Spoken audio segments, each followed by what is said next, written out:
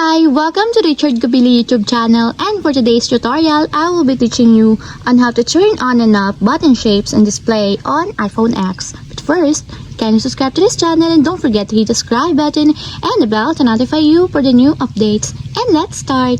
Using your iPhone X from your home screen, first go to Settings. Then in the Settings, scroll down and find the Accessibility and then tap. Then in the accessibility, go to vision section and then tap the display and text size.